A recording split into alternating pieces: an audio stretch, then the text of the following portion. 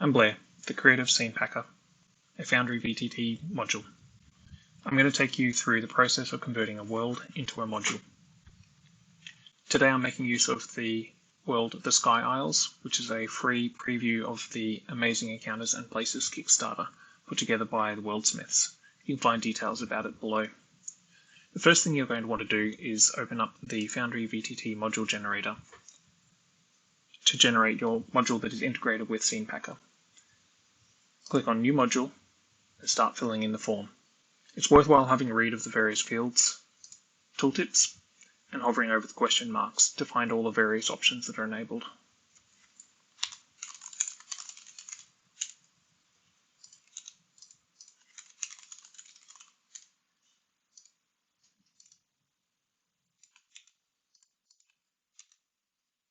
This Welcome Journal option here is a fairly important one because it allows you to have it when the end user enables your module in their world and first imports their first scene or imports the whole pack to have a journal entry open automatically for them. Most likely this will be a thank you or a welcome or an introduction. It is case sensitive, so we're going to go and grab the appropriate journal name from the world itself. We're going to want to open up this introduction journal automatically, so grab the name of it and paste it in. In our case, we don't need the D&D 5e Monsters pack, but we are going to allow the entire D&D system to be an import source. We download our module, and we can go and put it in our modules directory.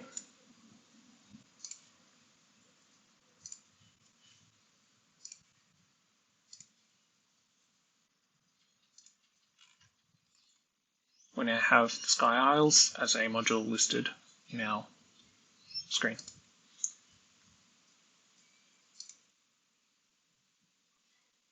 Loading up our game. We can turn on our module. It will tell us that we need the Scene Packer module enabled as well.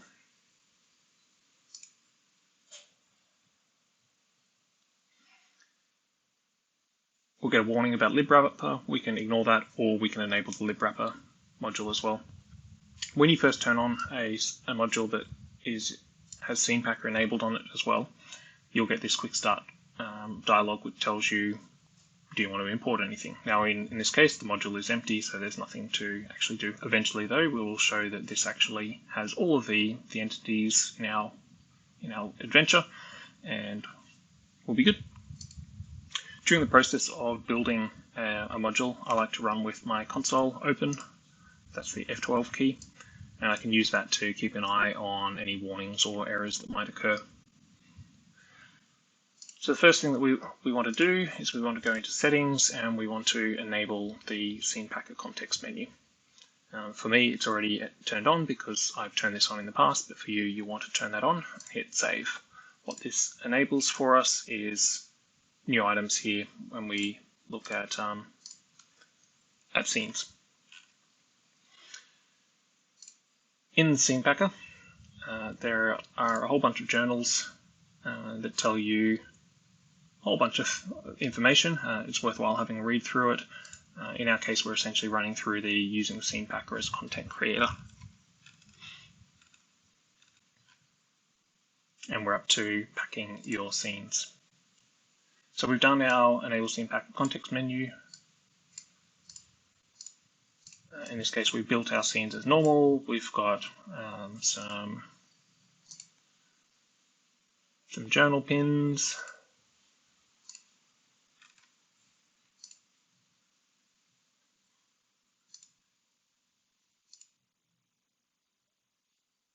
Across the various scenes. So next thing we want to do is export your scenes, actors, journals, roll tables, items, macros, everything that you need to your compendiums as normal. So this means going and filling in all of these various Sky Isles compendiums, because currently they're all empty. Scene Packer comes with a bunch of macros, which are quite handy, such as this bulk lock and unlock compendiums, bulk pack scenes, replacing asset references, we'll use that later. and a few other ones. It's worthwhile having a look through some of those. So what we'll do is we will go and unlock our Sky Isles compendiums. You can see that they're all unlocked now, and then we can go and export everything into the compendiums. To export my scenes, actors, journals, everything as normal, what we're going to do is we're going to go through and put all these into folders to help make it a little bit easier, and we'll make use of our Compendium Folders module to help maintain some of this folder structure as well.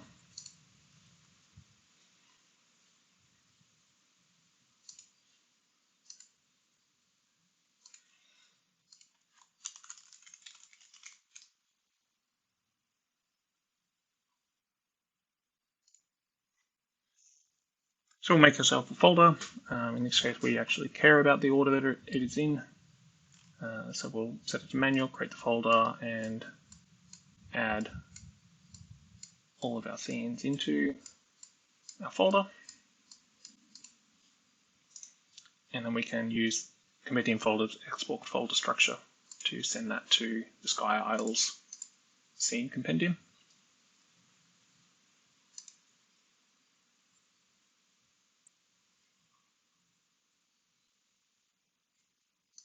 And that's done.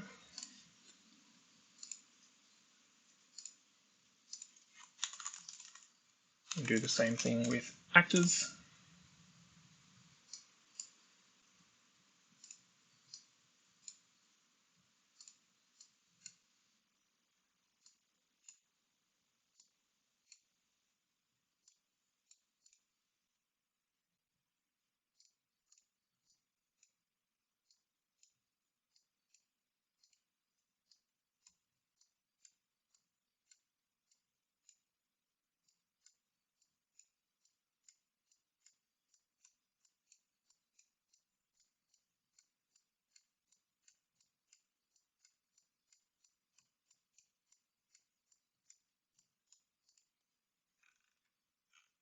And then we can use the same process to export the folder structure.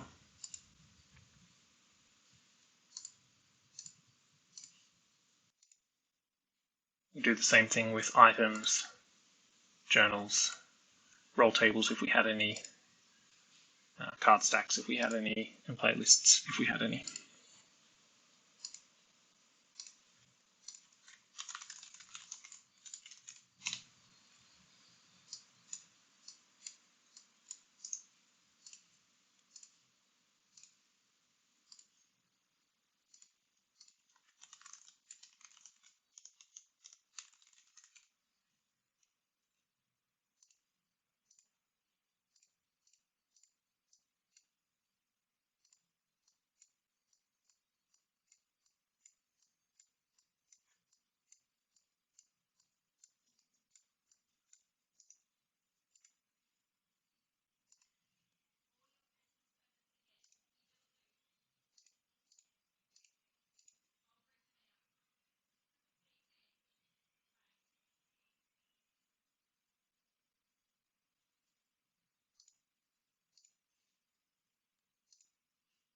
Yeah, so we've done that. The next step is to run the script, which will fix up all the compendium journal references. So we select the Sky Isles. To start off with, we won't save them, and we'll run in this dry run mode where nothing actually gets updated, and we'll clear the console so we can easier to see what's actually occurring. What it does is it goes and loops through every single reference and goes and finds things such as this journal reference here gets replaced with a compendium reference instead and goes through. The thing to be looking out for here are any sort of errors or warnings, and then making appropriate decisions based on that. So we'll run it again, saving the changes, again clearing so we can make it easier to see what's happening. It'll ask us if we want to lock them. We're going to say no to this because our next step is going to need to unlock them again anyway. Our next step is to go through and pack all of our scenes. Now we've got a few of them, so we could go through each individual one, right click on them and pack scene data, or we can make use of the macro that's bundled, which is the bulk pack scenes. It asks us for a folder name, which in our case is this one here.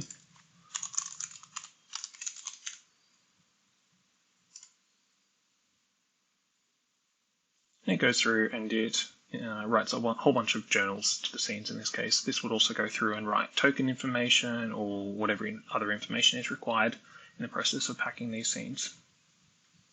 Our next step then is to export our scene to the compendium, in this case all of our scenes, and we want to make sure that we maintain the existing IDs so that the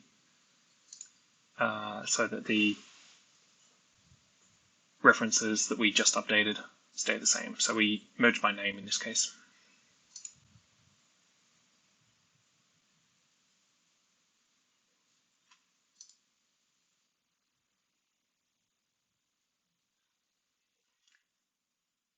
Now what we have then is a whole bunch of scenes and data and everything in our compendiums.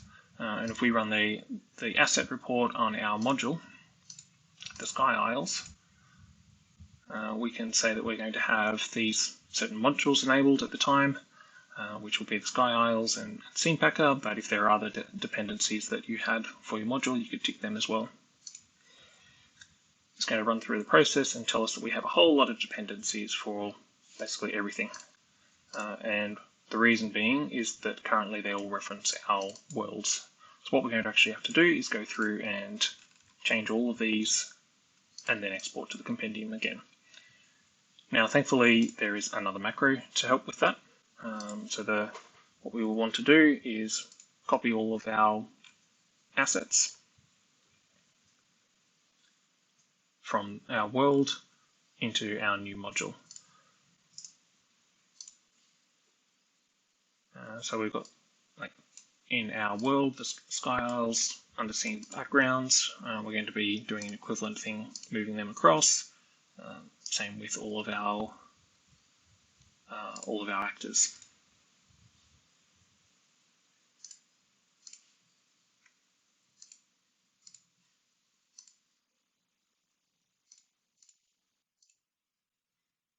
So in our world here, we've got all of our extra images for our actors, our journals, our scenes, and some additional styles as well. So what we'll do is we'll copy those extra files across into our module.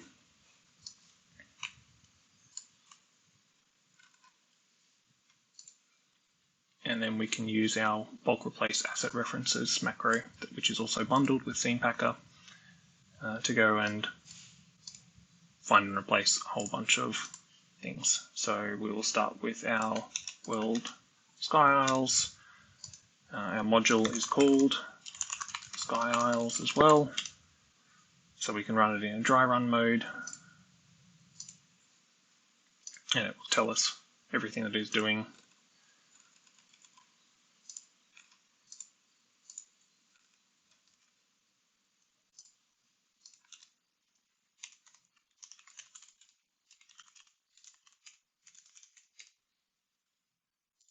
We'll save the changes.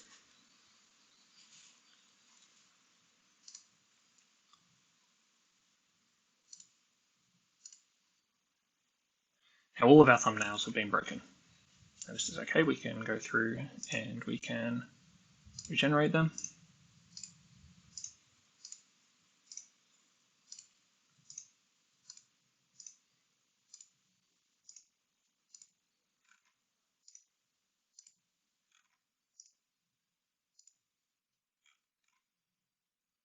But what we have now is we've got all of our scenes now reference the module location, our various actors that had custom token images, they reference the module locations as well. What that means is that our asset report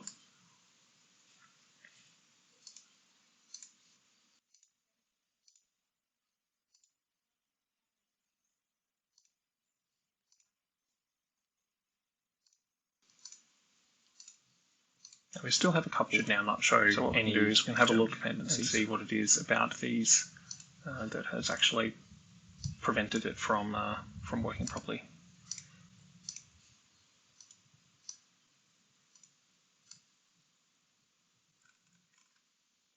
Now, in this case, it is this embedded item here.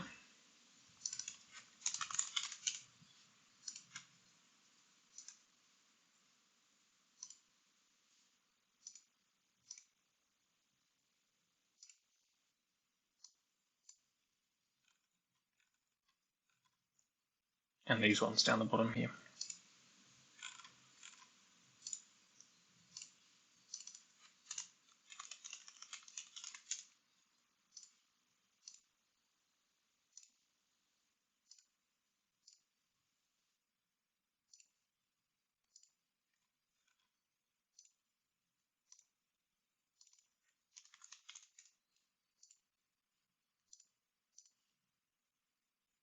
And our last one the way up.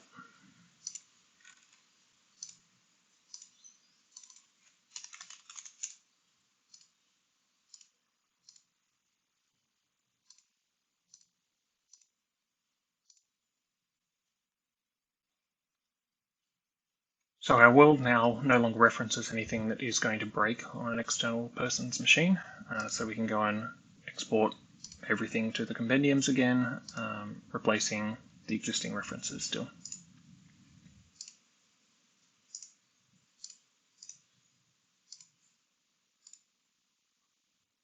Again, choosing merge by name to maintain the references that exist.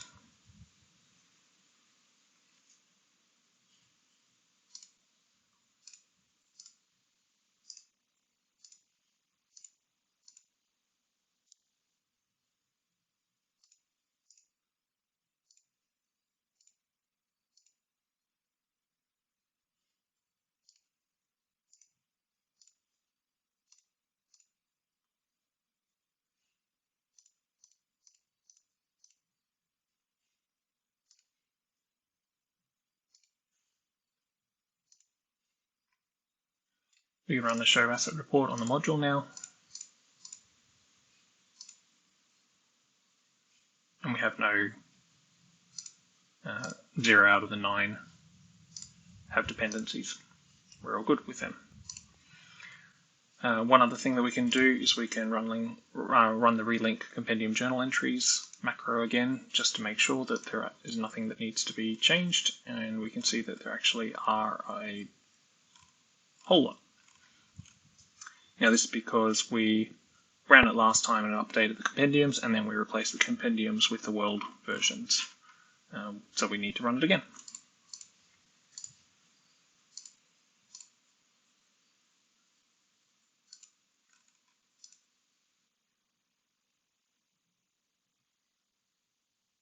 And that's it. We now should have a module that is fully ready to use with on anyone else's world. One other thing that we might want to do though is, because we used the Compendium Folders module to export, that actually goes and creates a few temporary entries within the compendiums, which if I turn off the module and open up a compendium, you'll see. We can see here, once we've turned off the Compendium Folders module, that there's a bunch of these temporary entities within each of the compendium packs. We can make use of the macro that's bundled with Scene Packer to remove them from the module. And we can see that that's removed them from each of the compendiums. Scene Packer will make use of the data that Compendium Folders put into the compendium without needing to have the Compendium Folders module installed on the end user's instance. What you're going to want to do now is test your module on a standalone instance of Foundry. The reason you want to use the standalone one with its own user data path is so that any references to your original world, if they still exist anywhere, are going to show up as broken for you. This allows you to test it as though you're actually an end user or someone else with their own instance. I find the easiest way to do that using the Forge, but you can run a standalone instance however you want, just so long as you've got your own user data folder. So what we'll do is we'll go and enable our module that we created.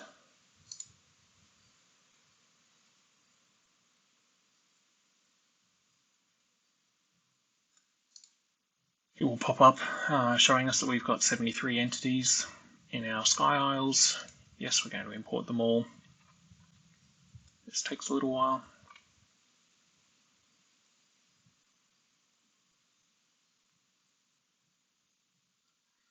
We can see that we get that introduction journal that we originally said that we wanted to have show up at the beginning.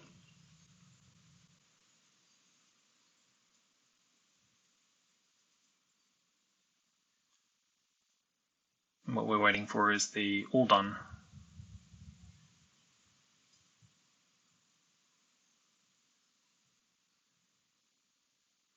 Finish importing all content from the Sky Isles. So what we have then is all of our scenes. We've got all of our actors in all of their folders.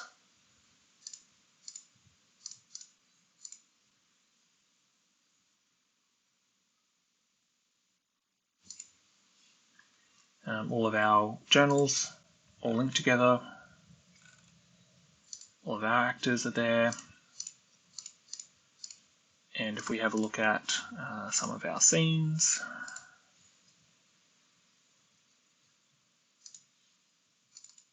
our journal pins also link.